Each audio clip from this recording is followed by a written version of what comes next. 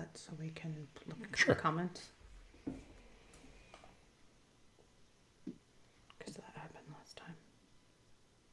All right.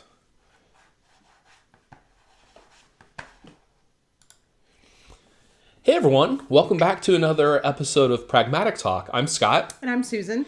And Pragmatic Talk is a show where we go deep on the topics of marketing and content to really help you level up your game. Today we have another great guest joining us, and we're so excited to have him. Our guest is Christoph Trappe. And he helps companies share unique stories efficiently to reach prospects and retain existing customers. He has run content marketing campaigns across many industries, including healthcare, nonprofit, SaaS, publishing, and professional services. He's led teams of journalists, content creators, and strategists and designers to successfully drive results. And he's also a global top 14 content marketer and a top 100 digital marketer. His blog has been listed as a valuable resource in the marketing industry, and he has multiple books that have been published. So we're really excited to have Christoph here. All right, so let's bring him in. Christoph, good to see you. Show. Hey, how's it going, guys? Thanks for having me. Great. Yeah, absolutely. Thanks for being on the show. Yeah, you bet. So I really kind of want to start off with a real basic but important question. So a lot of people talk about this idea of content marketing, but I've heard it described many, many different ways. So we'd love to hear what your take on content marketing, what your definition of content marketing is. Definition is always easy.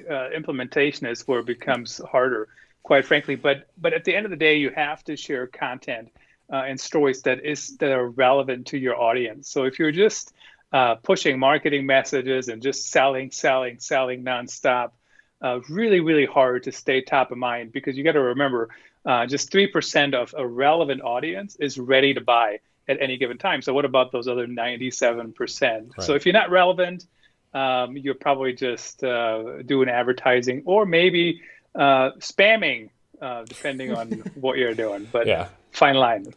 Well, and I think you see that a lot with social, especially. You know, there's a lot of just LinkedIn posts that are literally just ads, or, you know, Twitter posts that are literally just ads, and it's really just noise. It isn't. What's interesting, though, I tweeted this the other day, or LinkedIn, or I don't know where, one of the social platforms. 2015 content marketers would say, we do content marketing. We don't do any advertising. And today, quite frankly, you have to do advertising of some kind, but that doesn't mean you just push a product. You might establish yourself as a thought leader. But advertising definitely is also a part of content marketing today, even though it wasn't in 2015. Yeah. And that kind of brings me to another question. It's a word that gets tossed around a lot, is the word authentic. And when we talk about authentic, and can you share a little bit more, because I know that your perspective, I mean, you've written a book about being authentic. Can you talk a little bit more about that and put a little more texture behind what that word really should mean? Yeah, so authentic really is who we are. I mean, like, for real, not just the made up versions. And so the other day, somebody said something to me about being a marketer. And I said, I am a marketer. I just don't play one on the internet. One thing, how you can really, truly show your authenticity is by doing things like this, right? I mean, doing live streams, doing podcasts. It's really hard for us to fake who we are on being live, right? And even doing a podcast. It's a lot easier to fake who your company really is when you use the written word. The written word still matters, but you've seen those things on Twitter.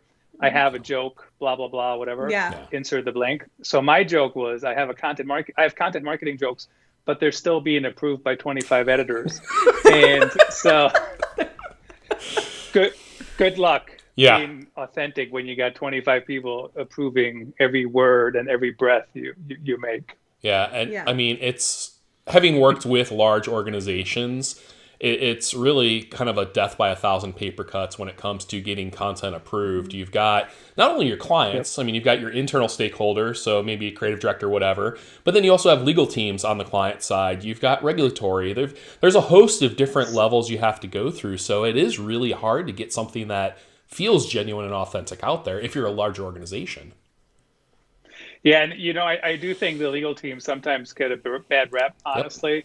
I worked with a huge company not too long ago, and they had a legal review, and I was like, oh my God, this is going to be a pain, because I've been in those situations before. But their legal team, I mean, they didn't nitpick. They asked like one question: what's the source for this? Can you link to the source? Something like that. Yeah. Super minimal. So it depends, right? It depends who you work with. But I've also been in companies in projects where people pick on every little thing. Yeah. And it's so I used the Yoast plugin for my writing, and it told me my SEO wasn't up to snuff, or the writing, because I was 0.3% over the recommended amount of passive sentences, which is really like, that's like a half a sentence, right? Yeah. Or like I'll add one sentence and I'm under. So, but again, like in real life, there are people who are truly nitpicking on every little thing. And I don't know why they do it. Sometimes it's control. Sometimes it's they think they're doing the right thing. But at the end of the day, it doesn't make any difference. Right. So for the most part, sometimes it does, but very, very rarely. Yeah. I had that experience as well. Everything from in-house legal counsel at my ad agency, where clients had provided stuff that had gone through their legal team, and then having our legal representation tell us, oh, we can't use this, and being like, the clients already vetted this 4 ways to Sunday because they know that if they screw this up, they're going to end up in front of a congressional hearing. I'm pretty confident this is going to be okay. And being like, nope. The Kardashians had to pay because of something. And I'm just like, what? Like, this isn't even about, this is financial services. This is higher education. Help me. Right. So it is interesting. And then on the corporate side, it was amazing because our legal team was rational. Like, they were great. I think we did overwhelm them at first with, you have to look at this and this, and they gave us guidelines that then they trusted us. But I think it's all about building that trust up between them. Do you have any thoughts or tips on how to build that trust? Yeah, so you have to talk to each other. And I know especially now where everybody's working remote, it's harder and harder to talk to each other, right? The hallway conversation doesn't happen when it used to happen. So you have to reach out to people. You have to, whether it's Slack or you have to have a meeting or something like that. But if you're not talking to people, really, really hard to build any kind of rapport. And here's the other thing. Everybody thinks they're perfect. Here's a news flash. We're not. And when you look at like how people communicate on Slack, I know they think they don't come across like, a jack, there you go. Beep. But a lot of people do, right? And it's just, they're not writers. They're too quick. They think you can hear their tone and you can't. And I've even seen it when people try to be funny and the other person is like, why are you being rude about it? And they're like, well, I'm being funny. So think about that. What's the best channel for you? If you can't get it across on a Slack channel, pick up the phone. Not everything. This is a thing that has happened during COVID, honestly. I've worked at home for a long time, and I have never had as many video meetings as I had in the COVID era. Right. Because before, I would never do a video meeting. Like, never. Like, I do a phone call. Do you know what I mean? Or we might share a screen. So, but at the end of the day, you have to talk. You have to talk about your goals. What are you trying to do? Why are you trying to do it? Explain it, and do that. Well, and I think you hit on a really important point. We've lost the nuance and the context of our voices. And I mean, obviously, Susan and I are super deep into voice technology and using Amazon Alexa and things like that. Yep. But like, there's something that's lost in translation when it goes from kind of your thoughts in your head to text. And I know you said that you've recently written an article for CMI on the idea of voice and voice search. So from a content marketing perspective, I'd love to hear your thoughts on voice and really where you see the value being for marketers and businesses in general. Yeah, I think voice is definitely something. I mean, you guys opened my eyes to that even more. I still have your book. It's currently holding up my iPad, so I can't flash it on screen. All good. But it's still being good to put to good use. So in case you were wondering, it is definitely something marketers need to think about. How do you get into the voice arena? It has gotten so much easier already. I'm not anywhere close to an expert on the topic like you guys are, but when I first started doing it, I mean, it was so hard. I had to go and create a blueprint in Amazon. I'm like, what's a blueprint? Why am I in a developer console? This is just too difficult. And today it's so much easier, right? I mean, my podcast automatically goes, you can access it through Siri. You just say, Siri, please play Christoph Trappe Business Storytelling Podcast. And it goes. Yep. Like, somebody asked me, they said, how did you do that? I'm like, I didn't do anything except I pushed it to Apple, which is what you should do anyways. Yep. So there are ways to make it super easy. And of course, the biggest problem, I love to know what's working and what's not. The biggest problem is you really can't measure anything right now, right? Yeah. Whether they came from search or whether they came from just regular organic search, we don't know. So there's some of that, but at the end of the day, they all go together, and people need to stop thinking everything needs to be measured anyways. Yeah. I was working on a campaign the other day, and it came through one channel, and then another channel converted that person, and they were like, well, who gets the credit? I'm like, everybody. Who It's a cares? team sport. Yeah. Right. You know? Yeah. No, Well, it's like, one sets it up and one knocks it down. I mean, like, there's nothing wrong with that. Right. And I think from a content marketing standpoint, that's like the holy grail, because we can't assume that someone's going to come in through search or through a blog. They may come in through multiple touch points, but ultimately, if that person gets the value and then converts, like, that's a win in my world. Yeah. Well, Absolutely. I mean, we talk about the world being omnichannel, so it's always interesting to me then when it has to come back down to, integrated omnichannel, it's everywhere, but who gets the credit? Right. Like, ultimately, it's, Right. and I understand it's because ROI and all those hard numbers that we've always promised, and kind of, that's how we supported digital for how many years when no one believed in digital. But now we've kind of made our bed and we have to lie in it. It's understanding, how do we help understand what are all the pieces that come together to make that happen. And voice is interesting because now Amazon announced quick links, which is very similar to the Google action links, which are going to start to help, but it's not a silver bullet. Like, and I think that's the thing, if we've learned anything through voice, there's no such thing as a silver bullet. It's, as you said, it's figuring out what works and then seeing how they all work together. Yeah, the other thing too is, and you guys put me on this trek, quite frankly, is voice is still new enough for a lot of companies that when you use it in your marketing, it actually can help you. So for example, I know you guys' email says, ask Alexa to launch your podcast or whatever, or your website or something.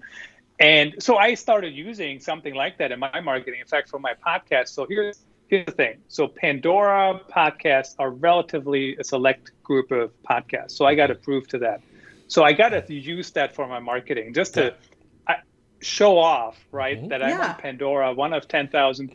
And then I need to use voice. So I actually changed the opening to my podcast, which is just my wife as the voiceover artist. And it just says, welcome to the podcast. It's available, Google, Apple, and Pandora. And of course, you can ask Siri to play it by saying whatever. So the only reason that's on there is because I'm trying to hit home.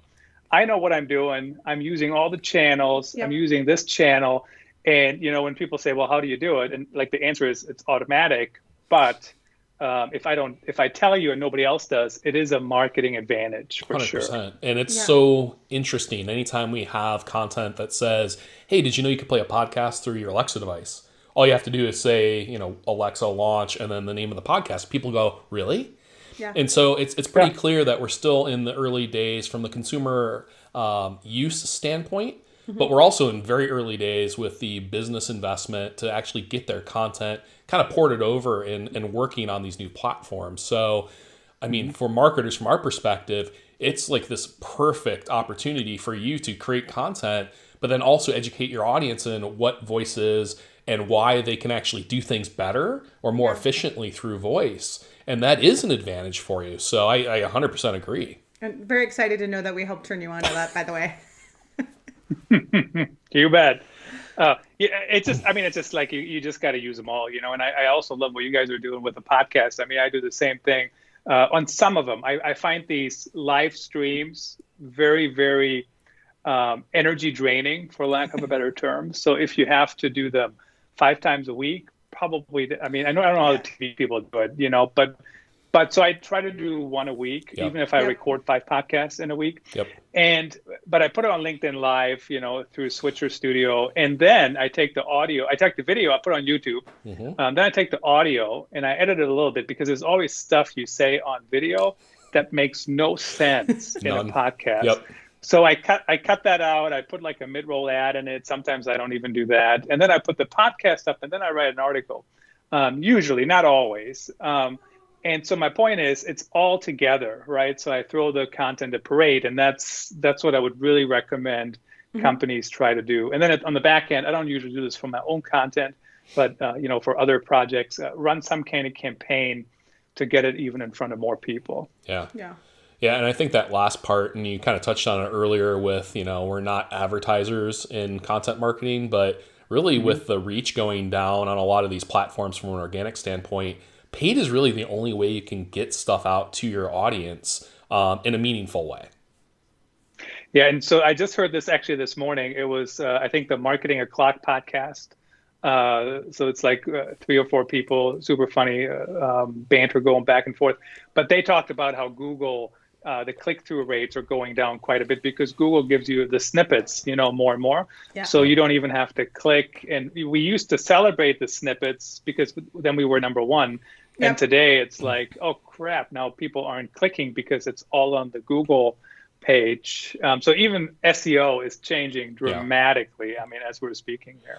Well, and it's funny because they recently announced that they're indexing FAQs on websites and also podcast content. So much like with their YouTube videos, if you have an answer, let's say, to a question and your podcast is indexed, your audio is going to show up in that Google search result. The FAQ content's going to show up. And from a information architecture, content strategy standpoint, FAQs are always kind of like, you shouldn't do that. That's a junk drawer. No one really uses it. But now, because of the way Google's indexing that content, it's actually got fresh life. And there's a reason to actually make sure that you understand truly what your audience's frequently asked questions are about your product or service. Yeah. And voice comes in on that, which is really nice, of being able to see what they're asking and you're missing. Right. The error log is my best friend, because it lets me see what has been asked and what gives me a no match. And then I can kind of say, that is a frequently asked question. Look how many times that's come up. Yep. And I think that was the downfall of frequently asked questions, is it was an elephant graveyard of, I don't know where this fits, as opposed to, these are really important questions that people want to get the answer and leave.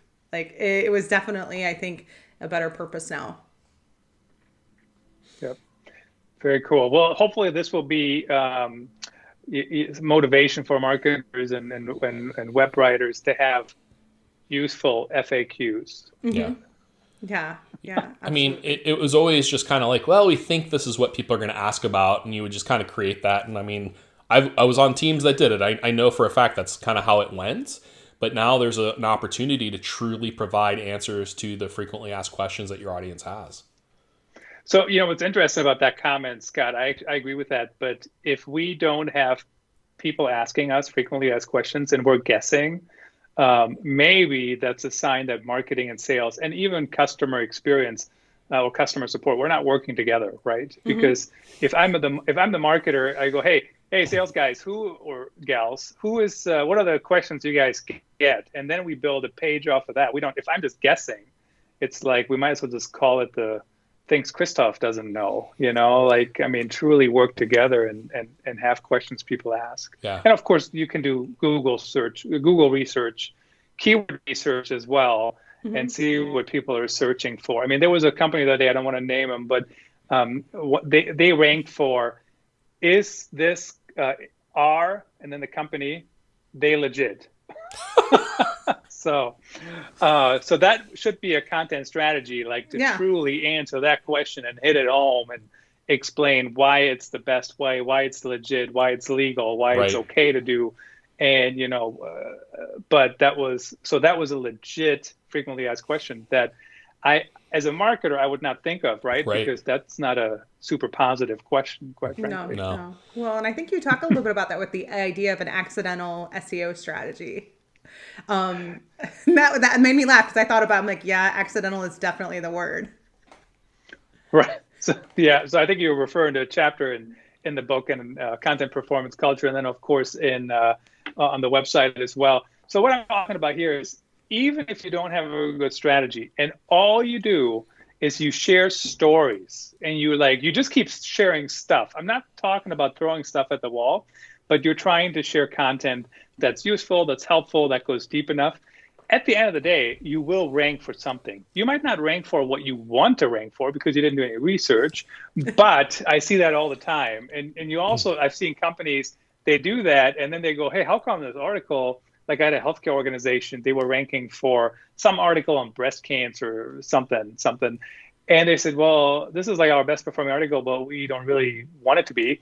And so they kind of hit that by mistake, right? And sometimes that happens. Now, the trick is when you do that, and this is, I think, where a lot of content marketers, they kind of miss the boat, is when you have high-performing content, how can you pull people off that high-performing content and push them somewhere else? So, for example, if you have I worked with a team, and they had an article that was ranking like number one, like thousands and thousands of views.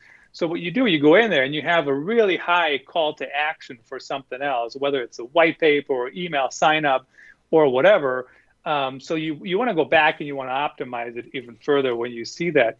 On my own website, authenticstorytelling.net, I also do that with advertising. I think Google ads look they're kind of annoying, honestly.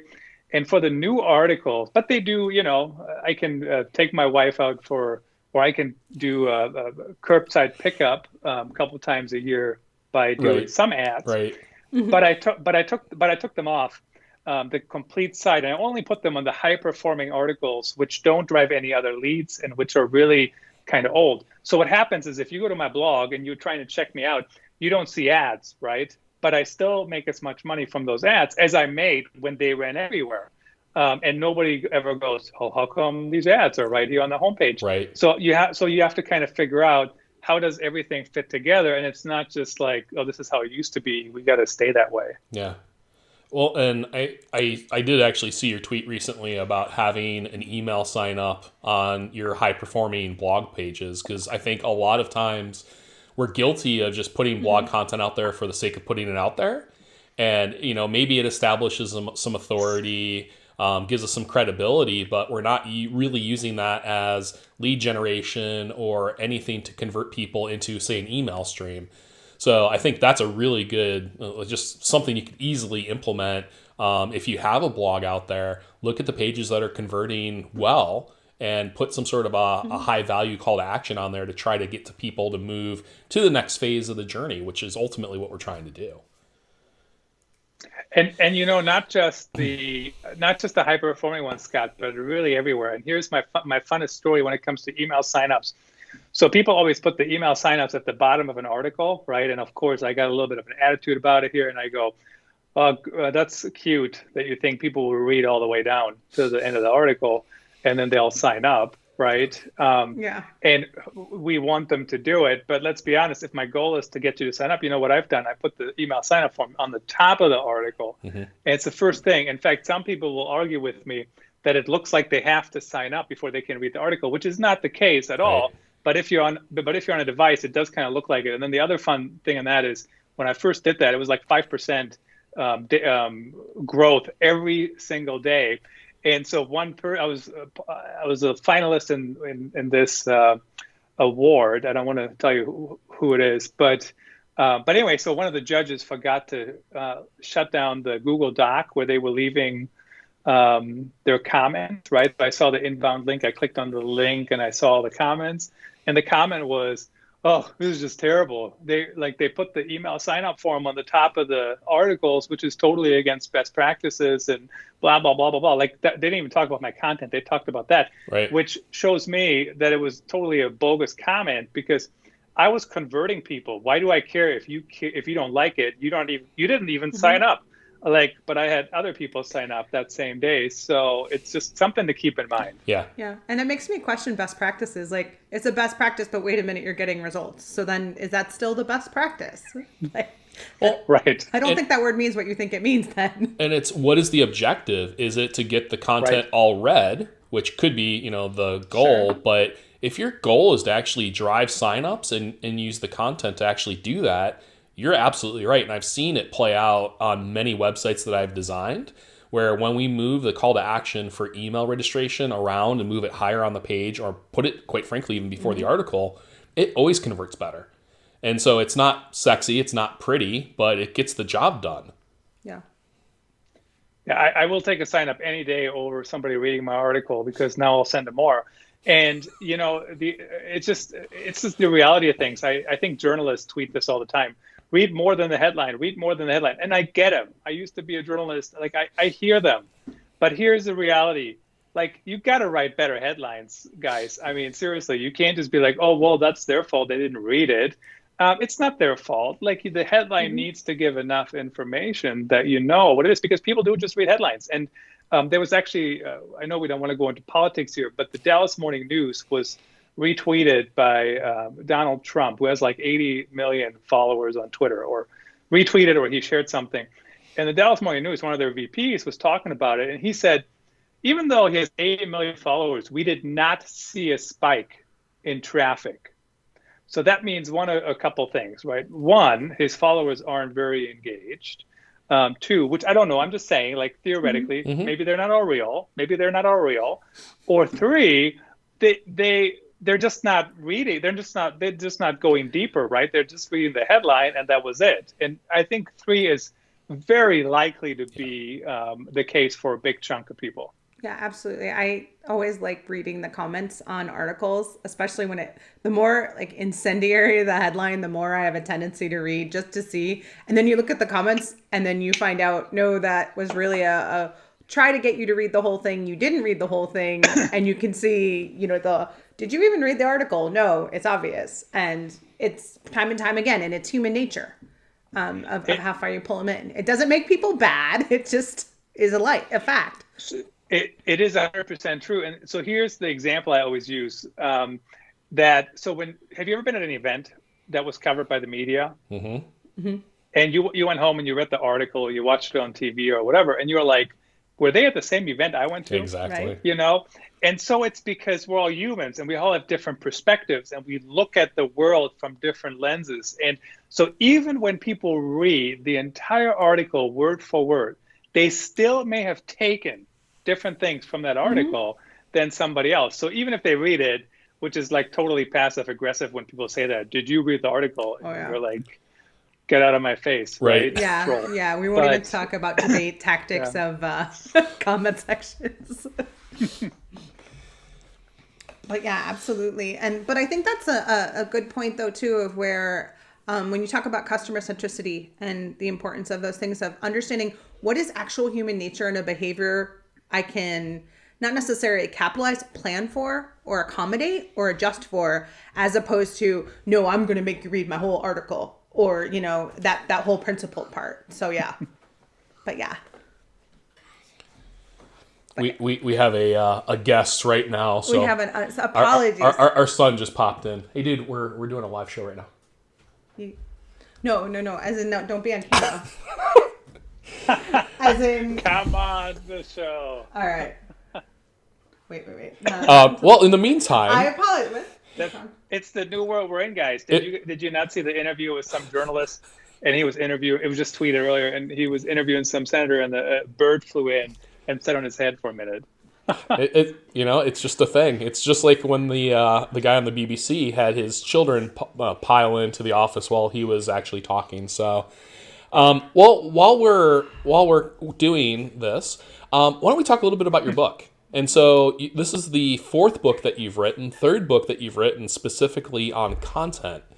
So why don't you talk a little bit about it, like why you wrote it and what it's designed to do for marketers? Yeah, so it's content performance culture. I'm excited to say it did make it to number one in the PR category when it came out. And so it's a textbook. It's not a book you're going to take and cuddle up on your favorite chair with a glass of wine. Like, it's not a book like that. It's not a novel or anything like that. It's designed for you to learn how to create better content and how to start that content performance culture. And I know we talked about that earlier. You have 25 editors, and it comes back to the culture, the setup. How do you work together? How do you how do you create what you need to create? And the other thing is we only have so much time in the day, right? So depending on how you spent that time, the more likely you are to succeed in whatever it is you're trying to do. So if you don't spend it wisely, if you're just in meetings all day and you're just debating stupid stuff, you're not going to get there. So it walks you through the content performance philosophy. How do you get there? How do you think about it? It's for all kinds of different size businesses. Honestly, it could be small, could be bigger. It just kind of depends on what kind of people you have, what kind of roles you have on the team, and then you go from there. I also have a section on podcasting. I still think podcasting is a way for businesses to stand out. Plus, it's so much easier than it used to be. I mean, I do everything on my mobile device. I mean, I record my podcast. I mentioned that earlier, live. And if I don't do live, I just do it in the Anchor app with my AirPods in, no studio, nothing, right? Super easy. And there's also a section on VR video, and VR video is like so much easier to do. And I don't have the camera here, but basically you can now buy a camera that you just put on top of your phone, and you put the phone on a tripod, which I got the area of unused tripods over here in my office. But you just use that, and now you're doing VR video. I mean, It's like easier than ever, except you have to think about it and integrate it. Yeah. Well, and what I really like about the book, that it is a workbook, and so you don't have to read it top to bottom. You can jump around and actually go, oh, here's a section specifically on podcasts. Here's a section on voice search. Here's blogs. Mm-hmm. And really figure out, because I think the biggest challenge, especially if you're starting, either in content marketing or starting your own business, I would argue it's true for both. You really just don't know where to start, and you're kind of overwhelmed. So what I really like about the book is it's a really digestible way to jump into a specific topic, learn what you need to do to actually get started. And then once you kind of master that, you can actually move on to something else. So it's very much a how-to guide in my mind. And is really useful for, like you said, big, small, whatever size companies, but also experienced folks that might be doing some other stuff really well and haven't really delved into other areas. So I think you've written a really useful book that I think a lot of people are going to get a tremendous amount of value out of. Great. Yeah. Thanks.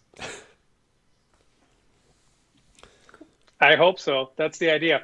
And what's interesting too is that the learning should never stop. And I mean, I even had Daniel Murray, I don't know the company's name now, but he's a experienced content marketer out there. And he talks about unlearning. He was on the Authentic Storytelling podcast. And it's so true because, so I did video production, mid 2000s, and I had to push around a cart, right? With 2 monitors on there and headphones and the audio thing and all that. And today, I mean, it's so much easier, but you have to still figure out, how do you do it? What's the best workflow for you? And even when I think about my own podcast, it's like, I got it down now to a science, how I do it and how I want to do it. But do I extract the audio before I push it over here? Okay, once I push it here, what do I do? How do I put it together? Where do I splice it? Blah, blah, blah. And even today, I got this little circle light on top of the iPad. That's my lighting. Yeah. That used to be somebody's job who would stand over here and move the light around until my face was perfect, right? And now I put a little thing that it's not even mine; it's my kids. So it's so you always have to learn what's the best tool, how do you do it, what do you do, and then how do you move forward and implement it and see what works and what doesn't work. Yeah, and I think that's a really good point, especially if you're coming from a larger organization. There's this tendency to want to over-engineer everything and make it look perfect. And I mean, I've certainly been on plenty of commercial shoots and video shoots where you've got the DP and there's 50 people involved with the production, and effectively as an individual, you could pretty much do it yourself now. Well, you can, and we don't want to say that too loud. And I was on a shoot once, and it was a photographer. He had a real camera on him, and then he had an iPhone. He was taking an iPhone picture, and I said, "Why don't you use your real camera?" And he goes, "This is really just like decoration, because some people will come to me and say, well, how can you be a photographer if you only have an iPhone?" At the end of the day, people can't even tell the difference. Now, we're not talking about movies, or something highly produced like that. But for the most part, so So I went to the Adobe Summit a couple of years ago, and I tweeted, or I even texted a videographer friend of mine. I said, I was shooting 4K today. And he said, "Oh, where'd you get a 4K camera?" And I said, "It's my iPhone. Right. Like, you just have to change the setting." Now, there's really no reason to be shooting 4K, quite frankly, because it takes much longer than 1080. But even 1080, I mean, like 15 years ago, I was amazed when it moved to that. So you can do those things on your iPhone. Bring a light, even if you don't have a light, it often works. Bring a tripod. So absolutely use the tools you have, and don't overthink it. So overthinking, I think, is an excuse, honestly, to not get anything done. Just try it, and then allow the team, if you're the leader, allow the team to also, I don't want to say make mistakes, but evolve as things come up, right? It doesn't have to be perfect. Evolve it as you're going. Yeah, I think the learning part is key, and that's true for anyone, whether you're starting your own business, you're a seasoned marketer or whatever. Like, you have to constantly be evolving and learning and shifting with the times. And if COVID has taught us anything, we just have to be flexible when it comes to how we do our job, the ways we engage with folks. I think the marketplace has shifted, and we've seen pretty big behavior shifts in some aspects of marketing because of the way people aren't leaving their home as much and not traveling as much and things like that. So, I mean, I think the name of the game is really just be flexible and constantly be learning and evolving your toolkit. Absolutely. I mean, it's the name of the game, and try new things and see what's working and see what's not working. And here's the other thing. You have to give it time. And I know everybody wants results today, but I haven't seen any of those people get promoted to CEO overnight, right? It took them a while as well. So just keep that in mind. There can be early results, and every once in a while, like I was just doing a campaign the other day, and they saw results right away. And I was kind of surprised, like that it was so quickly, but there were a number of factors. So like you celebrate it, right? But keep that in mind. It does take time. It's not an overnight success. And it's a long game. You have to keep going and keep pushing. When like Casey Cheshire's Hardcore Marketing podcast, so he records them on video, and then he puts them on YouTube on the podcast channels, right? The audio. And he told me when I was on the show, he said, I really only do this so in case the video. He says it hardly ever takes off. Most have like 10 views, but why not? And I've seen the same thing on my YouTube when I put up the video. Like, most of them don't have very many views, but why not? Especially if you can fit it into the workflow, because then one day when somebody starts searching for a topic, or a topic starts taking off, like remote work did, a few months ago, your content is there, especially if you can find a way to be efficient in your current workflow. Yeah, I actually know someone that was recording a bunch of Zoom videos and literally just teaching people how to change your background, how to, change the volume, things like that. And this is all pre-COVID. And then all of a sudden COVID happened, and his traffic spiked ridiculously. And he's like, I don't know what I did. I haven't been able to replicate it.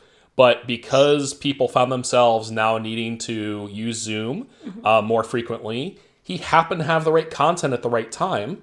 And so he literally had hundreds of thousands of views on some of his videos that he was just doing, as kind of like little vignettes to try to help people figure out how to do stuff. But yeah, it's incredible. And honestly, that's what we do with this show. So we do it live. So if people want to watch it live and ask questions or whatever, that's cool. We also have the videos on YouTube, but then we take the audio and put it onto our podcast. And so what we're trying to do is be as efficient with our time and try to get as much life out of the content as we can, to make sure that it's in as many places as possible. Yeah, well, and taking advantage of having someone like you on. Yeah. We know your time's precious, so we want to, how much stuff can we cram into this time to be able to make sure that we can share out all the insights? Right. And I think what's really interesting too when you're talking about all of this is it comes back down to what customers need and relevance. No matter how hard we try all this different tech, it comes down to being relevant. Yeah. Relevant and useful. The other thing I was thinking about so here's the other reason why life is a good thing. So yes, when you're talking on podcasts, you show your authentic self. Unless you're a really good actor, it's really hard. Like, I mean, when people are just like, people I wouldn't want to deal with, like you can tell that Right. they're rude. That, I mean, you can totally tell even when they try to be professional. And I hardly ever have anybody tell me they want to edit a podcast or cut something. Every once in a while, something happens. But when you're on live, the expectation is that everything is being published. There's no such thing as editing, right? Mm-hmm. Because we're live, like we agreed to go live. So that's another thing I thought about why you want to go live, because you take this whole expectation that you can edit it out of the equation. So that's actually, when companies interview their experts, that you might think about. Yes, coach them. Yes, give them some ideas. Yeah. Yes, tell them to be real, just be themselves. But you kind of taken the whole, we need 25 editors. You take that out of the equation because we're live. Right. Like we can't take it back. Right. And yeah. you might even have your child walk into the show while you're right in the middle of it when you have a guest on. It happens. So what's funny about that is, so I know you guys can't see my whole office, but so I had somebody walk in as well, except you can't see it. So the steps are right back there. You can't see them, and I am pretty tall, and I'm standing, right? So when somebody walks in, you can't see them because they're not as tall as I am. Plus the camera slightly faces up. So there you go. That's another a good thing trick. I learned. Yeah. Very good trick. Yeah. So if you were just starting out with content marketing and you hadn't really been producing much if any content, what is either your favorite or your go-to platform that you would have or that you would recommend most people start with?